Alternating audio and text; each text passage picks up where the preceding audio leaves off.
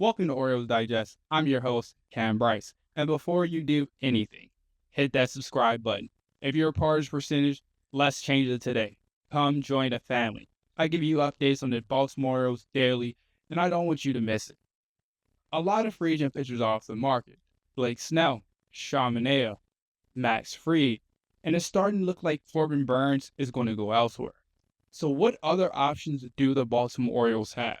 One ESPN insider gave some good insight on who the Baltimore Orioles could possibly target next. Bradford Doolittle from the ESPN said in a recent article, the Orioles need to add one or more mid-rotation starters. This is especially true at the moment since they added such a player last year in Burnes, who is currently the best remaining starter on the free agent market.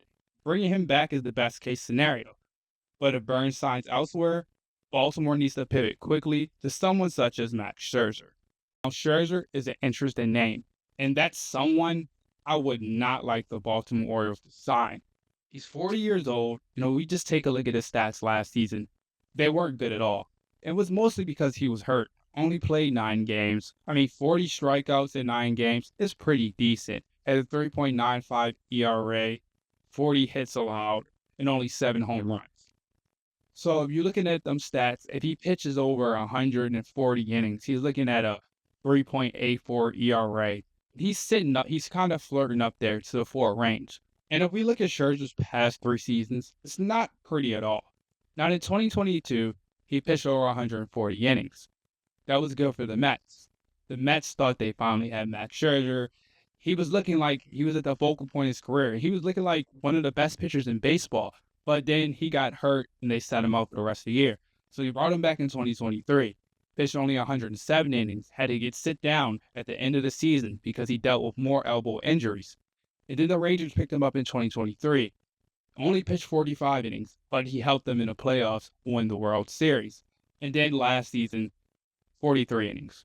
So Max Scherzer is a guy that just cannot stay healthy, and the Baltimore Orioles need a young guy. And that's why I'm so high on Dylan Cease, because he's perfect. You have to extend him, because at the same point, like we did last year with Corbin Burnes, we'll end up in the same situation next offseason with a 1-year rental and hoping he's going to come back free agency. For the Baltimore Orioles, Scherzer is a guy that you cannot sign. I wouldn't even sign Justin Verlander. Even though they're proven aces, good veteran presence, they stay injured too much, and they're well over 40 years old. And the Baltimore Orioles need guys. They need guys that's 29, 30 years old with years on their contract control. And even though Dylan Cease would only be a 1-year rental, that's a guy that you can go out and give an extension. And I know Mike Elias doesn't give extensions. We've been waiting on a Gunnar and Adley extension, and that hasn't happened. We don't want to end up in the same position where Corbin Burnes. All of that can change. David Rubenstein is willing to spend the money. So let's say the Baltimore Orioles go out and get Dylan Cease. What would they possibly have to give up? I honestly think Heston Kjerstad will be safe. I think it would just be a package of Chase McDermott, Dylan Beavers. You could possibly throw Ramon Urias in there because Padres, they need infielders. They need utility players. So back to Max Scherzer. The numbers are not good over the past 4 seasons. He can't stay healthy. That's the only problem. If Max Scherzer was pitching over 130 innings the past 4 years, I would say this is a no-brainer. But he's reaching over 40 years old, and it's no point for the Baltimore Orioles to put themselves in a difficult position every single time. If that's the situation, go out and re-sign Kyle Gibson, who is a little younger than Scherzer and is more healthy than Scherzer.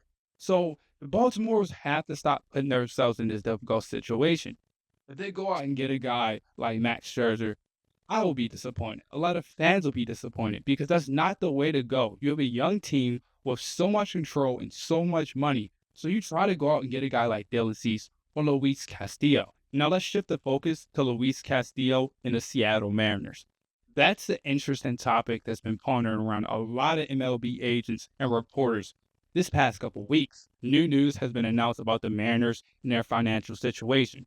They're looking to dump Luis Castillo's salary so that they can extend guys in their top rotation. They don't have the money to go out and get free agents like Alex Bregman or Anthony Santander, in which they really need a power-hitting outfielder and infielder on their team.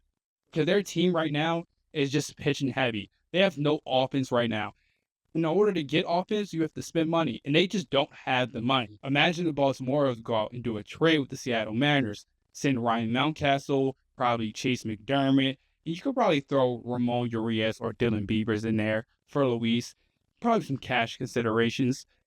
Then the Orioles take over Luis Castillo contract. Would be a big contract. The Baltimore Orioles are honestly not paying anything right now but Tyler O'Neill, so it wouldn't be that much of a dump off salary. The Mariners get a star player in Ryan Mountcastle. The Baltimore Orioles get a star player in their top rotation. So Mike Elias and David Rubenstein should get on the phone with a Seattle Mariners owner right now. That's one trade that could work out for both teams. But at the end of the day, so many reports have said the Mariners will not trade any of their starting pitchers, even if it means acquiring a high-level bat. And that's concerning for me. You have so much talent. You have one of the best rotations in baseball, actually the best young rotation in baseball. And you're not trying to win a World Series? Confusing me. But that's another story for another day. Now back to the Baltimore Orioles. What will they do the next coming days? What will they do in the next coming weeks? How will this rotation look on opening day? Will it be a top rotation? Will they go out, trade for Dylan Cease? Will they go out, get Max Scherzer? Will they go out, get Corbin Burns back? We all don't know. There's so many questions involved in the Baltimore Orioles, but the only person that has answers for that is Mike Elias. So we'll see in the next coming days, and I'll keep updating you guys daily about the Baltimore Orioles. Any news drops, make sure you hit that subscribe button, because Orioles Digest will have it. Take care.